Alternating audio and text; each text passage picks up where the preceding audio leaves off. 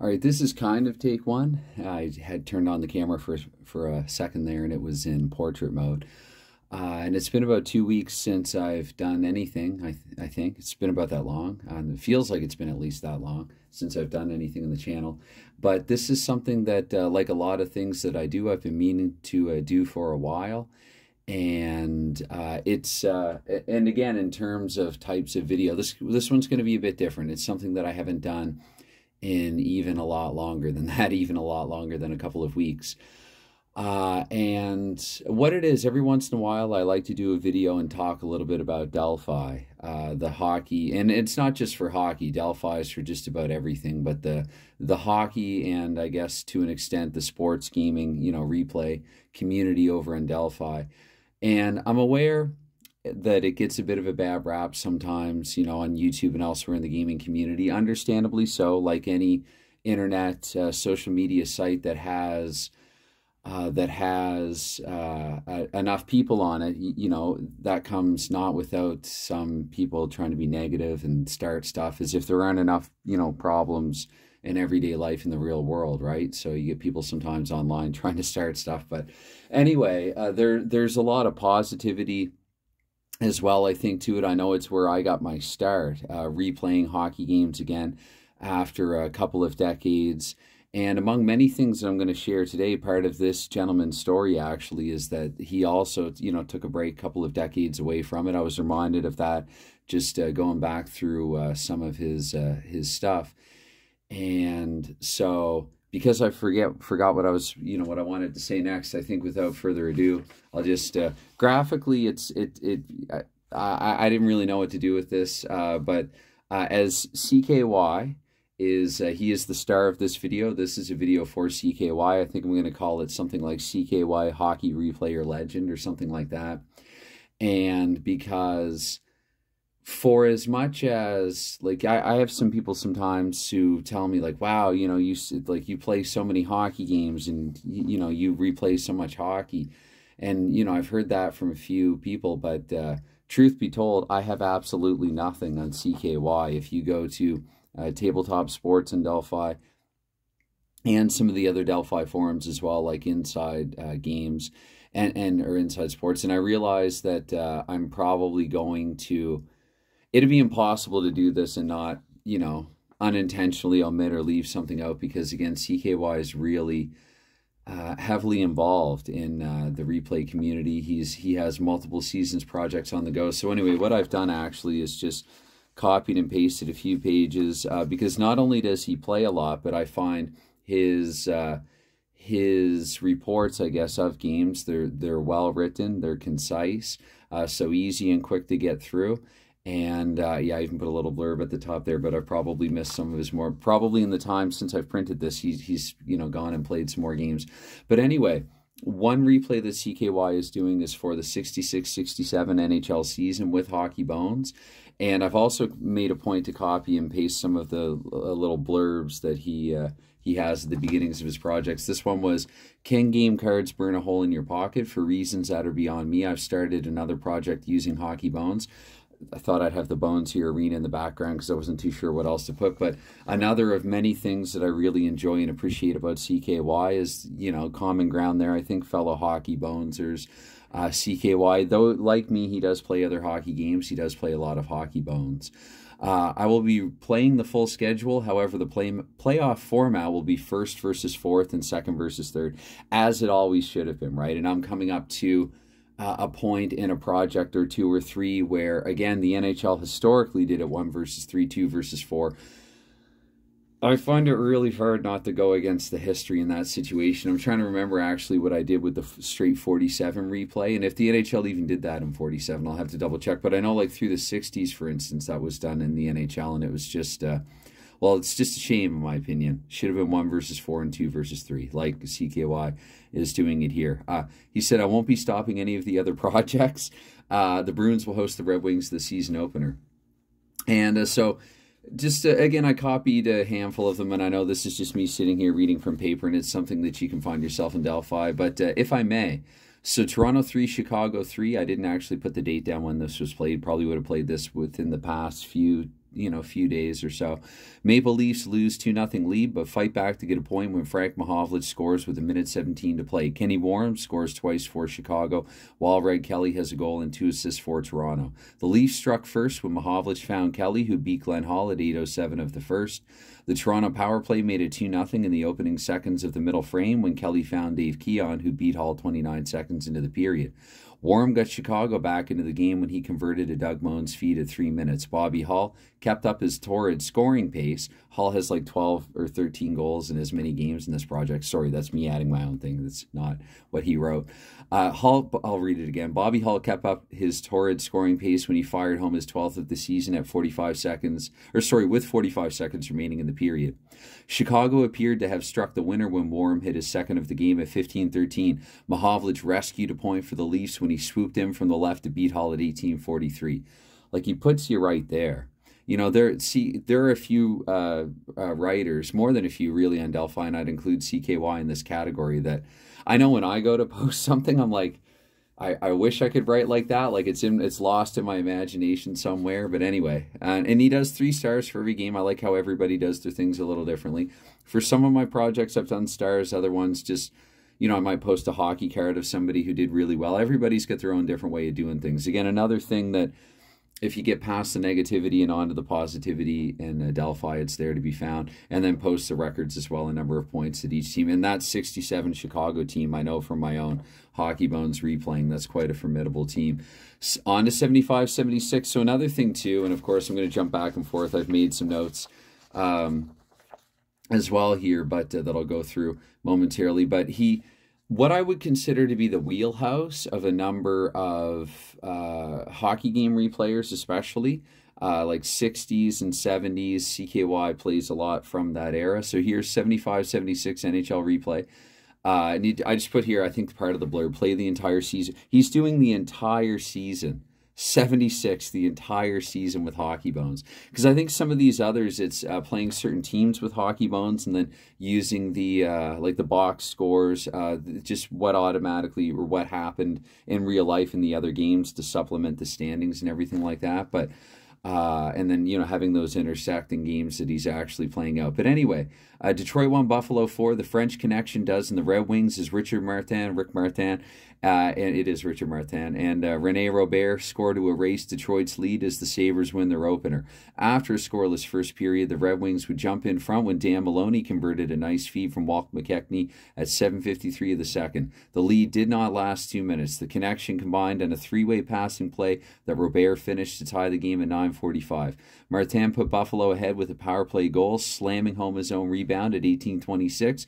Jacques Richard put the game out of reach in the third, scoring from a goalmouth scramble at 16:54.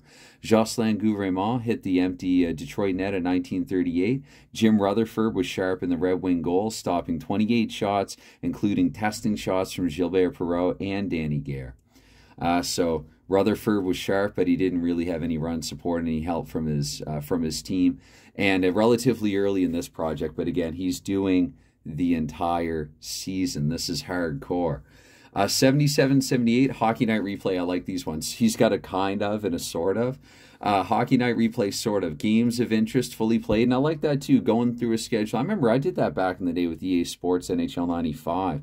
On the Super NES, you could do that where, you could align yourself with a team, but really the whole schedule came up, so you didn't necessarily have to play one team's games. And so sometimes I would kind of commissioner it and just click and watch certain games, or click and play and take the controller, take hold of certain teams, stuff like that. Anyway, games of interest, fully played, stats and box scores for all others up the playoffs, which I think means, again, pulling from real life for the games that he's not playing. All playoff games played out. And yes, it's double-sided. So the Islanders 3, the Rangers 4 had to get in a New York rivalry game. Here the Rangers got the best of this one here. Again, this was 78, a couple of years away from the Islanders in their first Stanley Cup. They were building momentum, though. Rangers score 4 goals in the second to edge their crosstown rivals. Don Murdoch scores twice and adds an assist, while Phil Esposito has a goal and 2 assists. Esposito being with New York that season in 78. After a scoreless first period, the Islanders took the lead on the power play. Brian Trottier found Clark Gillies alone at the edge of the crease, and Gillies beat John Davidson at a minute 39. The rest of the period was all Rangers. Murdoch tied the game off of a feed from Esposito at 3:48. Esposito tipped home a drive from Ron Greschner 34 seconds later. Murdoch made it 3-1 with a rising wrist shot at 12:55. Greg Polis struck the Rangers fourth after a turnover at 18:29. The Islanders fought back in the third. Billy Harris set up Bob Nystrom in the slot at 3:07. Michel Bergeron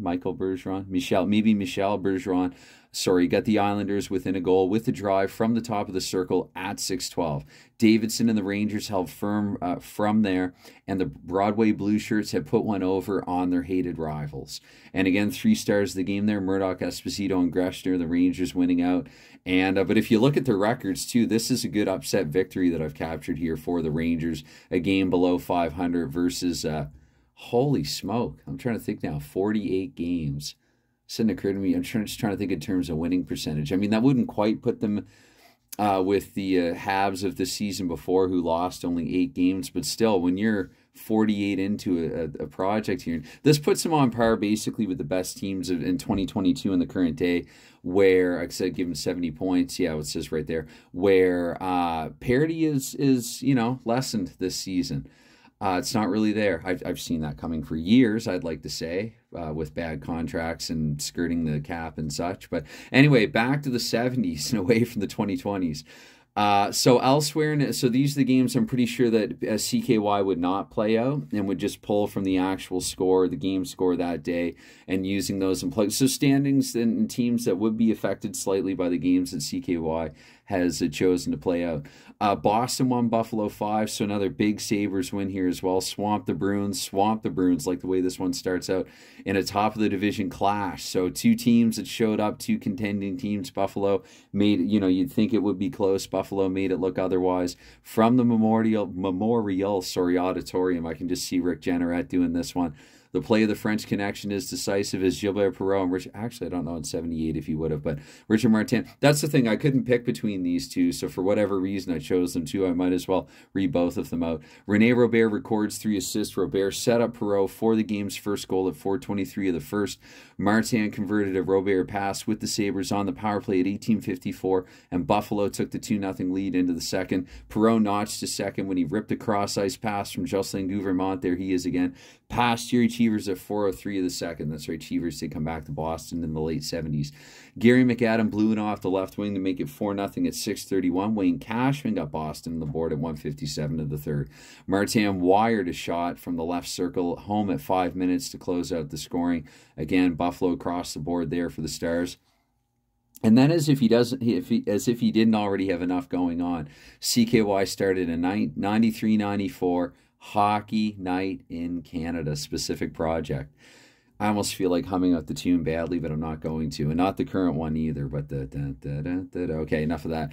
As a couple of my projects are in sight of the finish line, although probably more because I've taken leave of my senses and can't stop. I've started yet another replay project. This one will be a bit different. This time I will be using Hockey Bones exclusively. Yeah, yes. And we'll be playing only the games, because he does use other games too. He uses Shootout. He's done a replay with Inside the Crease. I'm sort of jumping back and forth again. I've got some notes on page 4. And so he does play other hockey games, but again, Bones is where the heart is, I think. So this time I will be using Hockey Bones exclusively, and we'll be playing only the games involving the Canadian teams, excluding Ottawa. Nothing against the Senators, but in their second year, they just won't be competitive. True. We'll be keeping stats for only those teams. So, yeah, leave the Senators to Dave Gardner to play in 94. Standings will be kept using the actual results of the games that I don't play. I will be playing all playoff games, of course, kind of a trademark there. And I think a lot of people like to do that as well. Some people, myself included, for at least one project, start in the playoffs. It's a way to do something time manageable. And I'll get to CKY's time management and some theories that I have, which, ridiculous as they sound, I might actually be half serious about. I will be playing all playoff games. I'm really looking forward to this being a lot of fun. Man, it's been fun to follow. So I got this 8-3 Winnipeg blowout here over Philly. I liked the Jets. I was a big fan of Solani in his rookie season. Flyers 7-game win streak comes to a crashing halt as they are destroyed on home ice. As a kid, right? Dad was a Gretzky fan, so I looked at Gretzky. I knew well of Gretzky's exploits: 92 goals, 87 and 74 games, because of course he would have passed 92 that season, if you ask my father. And so Solani, this guy comes along, and I was reminded, well, he's already 22 and he's out of Finland. Okay, yeah, but still, he was averaging nearly a goal per game in his rookie season. That was really hard to replicate as the league sort of made its way into the dead puck era, and goalies got more and more looking like Michelin men. But again, not to take anything away from players in the 80s and their scoring exploits over goaltenders then. But Flyers' 7-game win streak comes to a crashing halt as they are destroyed on home ice. Both Timo Slani and Alexei Zhamnov record hat-tricks, while Teppo Numminen assists in 4 goals. Slani added 3 assists to his triple, like that, 6-point night. So the just double hat-tricks as well there. The destruction started fairly early. Numminen sending a lead pass to Slani, who scored at 5'11". Nelson Emerson, good old name. The good hockey player then, maybe, kind of one of those, I don't want to say time forgot him or anything like that. A good solid guy anyway in his day. I find that too when replaying certain things, you see the superstars, but when I go back to the 70s and the 60s, a little before my time, and I see a guy and I'm like, wow, his card's good, his ratings are good, his numbers are, and you look and maybe he wasn't. Like I use Bobby Rousseau as an example of that. He didn't have the longevity of an Henri Richard or a Jean Beliveau, but for a few seasons, the mid-late 60s, he was about as good as any had. Like, he was a really good player in his heyday. But Nelson Emerson here poked home a Numminen rebound at 14:04. Zhamnov converted a Keith Tkachuk feed to make it 3-0. At 1914, with the Jets in the power play, Slani snuck in behind the Flyer defense to score his second at 2:22 of the second. Like that, the second of the second for Winnipeg's fourth, ending Dominic Roussel's evening. Oh, Dominic Roussel, another pretty good. He was supposed to be kind of the next Hextall. Mark Recchi fired home, and Eric Lindros rebound to get Philadelphia on the board at 3:04. Zhamnov notched his second from a sharp angle at 10:09 to make it 5-1. Brent Fedek, another good. He played in the Crazy Eights line with Recchi and Lindros before the Legion of Doom. Swept home a feed from Recchi 35 seconds later. Tkachuk made it 6-2 in the power play at 13:30. I got to play some 90s hockey. Like, this is my kid wheelhouse. Some people, Dave talks about this when he's playing 70s hockey. Like, Dave's 70s were my 90s. I've got to get on some 90s. I have some 90s seasons that I've just yet to print and, connect to a project. Anyway, sorry. So, where was I? Tkachuk made it 6-2 in the power play at 13:30. Slani completed his hat-trick on an unassisted breakaway. Love the end-to-end stuff. At 2:09 of the third, Kevin Dineen, another good name, scored the Flyers' third at 5:25. Dineen's in the top 200 all-time goal scorers. Maybe top 100, 150. Zhamnov, just kind of an unassuming guy to get there. Like Verbeek, who's 5... south of Gardner, one of the most consistent, quiet, 520-some goals. I digress. This does it for me. This gets the juices flowing. Zhamnov completed his hat-trick with yet another power play marker at 6:34. Rob DeMaio closed out the scoring at 13:42. So Winnipeg, they pulled it within a game of 500, and Philadelphia, they were the 7-1. And again, some of this would be supplemented by, I guess Philly got off on a roll in 94. Would have been a few seasons prior to their cup final run. And again, they would have had, though I didn't see him here, they would have had Lindros unless he didn't dress in that game. The 70-71 hockey night replay kind of 71. This is, Peter is 71 Bruins. I don't think that's any big secret. And 71, especially if you're a Bruins fan, right? And I understand it. I look that way even to an extent, to a point. I look at Montreal in 2008. Montreal, they were tops in the conference. Montreal in 2014, if Price didn't get hurt, not that Tokarski didn't come in and stand on his head and rise to the occasion. Tokarski still looks good for Buffalo some 8 years later in games that I've seen. And but yeah, Montreal, there were a few seasons. I don't include 10. That was more of a Cinderella run in 2010 for Montreal. That was Halak being kind of like CKY here. Not quite human, questionably human. Because one can never be working on too many replays. I've started my Hockey Night in Canada replay. I will be using both Hockey Bones and Shootout. I will be using Hockey Bones for all games featuring Toronto, Montreal, and Vancouver. So again, another interesting spin, another interesting way of doing things, as well as any games I find interesting in Shootout for the rest. I like that. He's looking at the buffet, taking what he wants, taking what he can use, and leaving the rest. Where was I? I need a pointer. Okay, so um yeah, the kind of part comes from the rosters. I'm not going. Yeah, so I remember this. This in short was about if the player that finished the season, whatever roster they played on when they finished the season. I think will be now this. Yeah, this really caught my attention here, so I italicized it. I think it will be a lot of fun. I've been out of gaming for years, so he didn't say decades here. He just said years. I might be. I might be overlapping or misconstruing some details there. Maybe some one-on-one messages exchanged back and forth as well. I've been out of gaming for years and haven't played HB Hockey Bones since it was Face Off, but I really loved the game and I'm looking forward to this. I hope I can make it fun for anybody who chooses to follow. Damn right. St. Louis beats Philadelphia 5-4 here in 71, because again, 71, the Blues, I guess they were both expansion teams, though. Blues clinch second place in the West as the Flyers fail to lock up a playoff spot in St. Louis. Frank St. Marseille leads the Blues with a goal and 2 assists, while Jim Lorentz adds a goal and an assist. Lorentz opened the scoring on a feed from Gary Younger at 2:34. Just over 2 minutes later, it was 2-0 as the Blues caught Philadelphia on a bad change, allowing Gary Sabrin to break in alone at 4:45. Serge Bernier got the Flyers into the game when he finished a slick pass from Andre Lacroix at 9:40. St. Louis restored their 2-goal edge when Chris Bordelot fired a wrist shot past Doug Favell at 8:05 of the second period. Bob Kelly closed the gap to 3-2 from a scramble in front at 15:58. St. Marseille converted an Unger pass with 10 seconds to play in the period. And the Blues took a 4-2 lead into the third. Lacroix poked home a Jean-Guy Gendron rebound to close the gap once more at 16:17. Unger hit the empty net with the Blues in the power play at 19:21. The Flyers did not go away, and Bobby Clark scored at 19:50.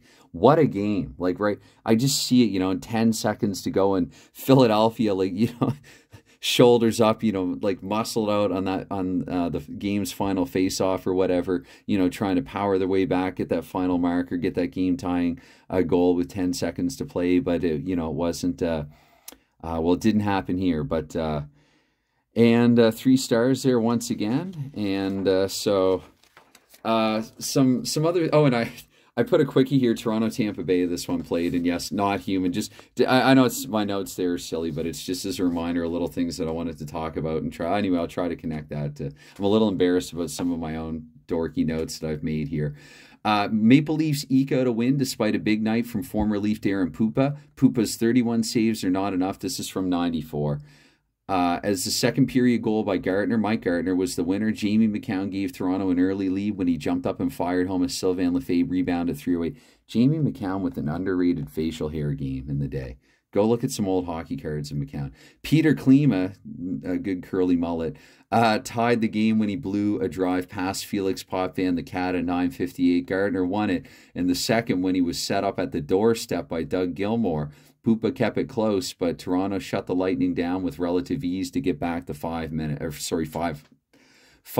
That's what happens when I look away from the piece of paper and I'm trying to read. 3 stars, Pupa, Gilmour, Gardner. So I like that Pupa here was awarded the first star even in a 2-1 loss. Certainly going by the description alone, I would agree. A couple of 500 teams. And there were some others that I could have included. I noted that here he had a Vancouver-San Jose game that went to overtime in his 93-94 replay. So, of course, you'd be looking, that's going to be a Pavel Bure game. So if you have the time for it, and I don't always, CKY writes in a way, and I think hopefully I've demonstrated that here. I've tried to read them and do justice to them. I can imagine experiencing CKY's replay games, both watching them, say, on TV and also at the tabletop.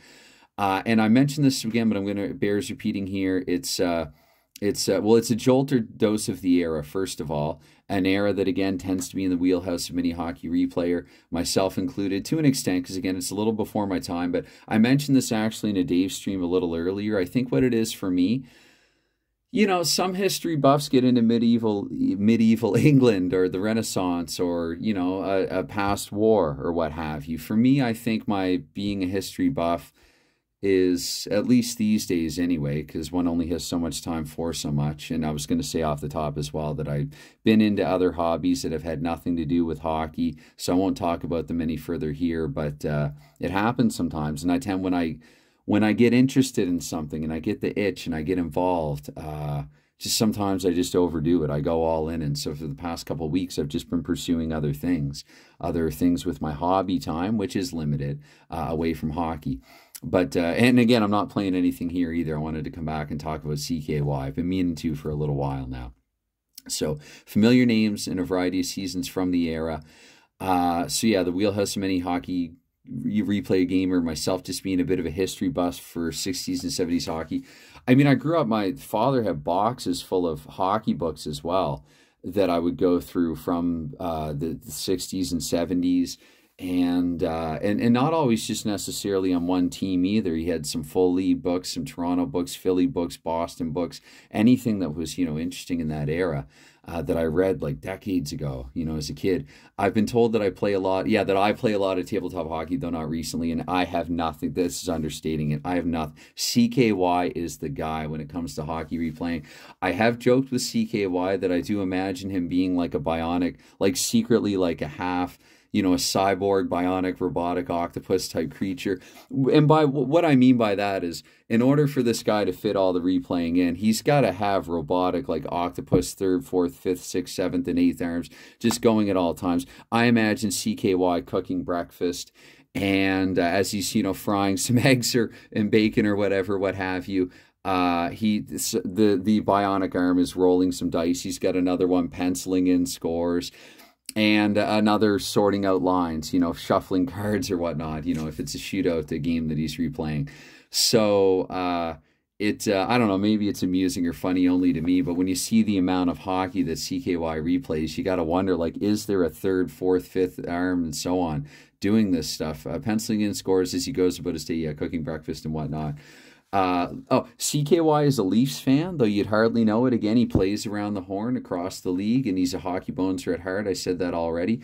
So the consensus, I would say, among avid hockey replayers, and I'm going to probably omit some names here, but Seals fan 1, Vic, a.k.a. Larry919, Larry, a.k.a. Mr. Aloha, Peter, Dave. I think I got to say Dave 3 or 4 times to get all the Daves in there. If you have a son and you want your son for whatever reason to grow up and replay sports, certainly to replay hockey or other replay sports, name him Dave. We can all agree that CKY is the hockey replayer, certainly on Delphi. I post there and I make videos. Again, I got my start on Delphi getting back into hockey, game replaying, going there, asking some questions about Paradise and a few other games, and saw what was there. And I think Peter Miller as well had mentioned Delphi, sorry. What was I trying to say there? I was trying to say 2 words at once. Anyway, in some videos mentioning Delphi, and he didn't defy me to go there, but I went there, and certainly on Delphi I post there, and I make videos like these. And I talk, the negativity or whatever in Delphi, and look around it, look away. You can find that everywhere if you go looking for it. I don't. I try not to. I'm not perfect. You know, sometimes on my way to work, I see a headline in the news, and, you know, mostly online now, and I really ought to change my homepage. Anyway, so yeah, at the risk of sounding too cheesy, if there is a hockey, and I mean this though, if there is a hockey replay Hall of Fame, a game replayer Hall of Fame, I nominate CKY first. CKY is definitely first ballot, undoubtedly first ballot. So, yeah, that is my ballad, my verbal, you know, whatever, talking for half an hour here just about of CKY. It's a long video, but it's been long overdue.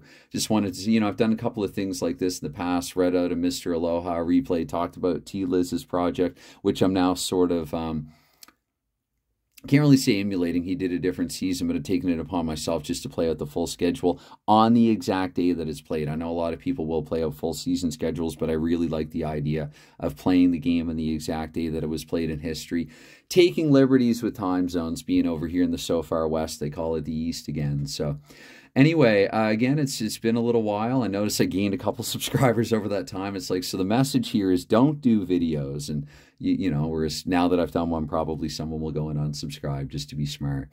Anyway, it's all good. So anytime, any consideration that you give to anything like this, this is a neglected mug of iced coffee here. Cheers.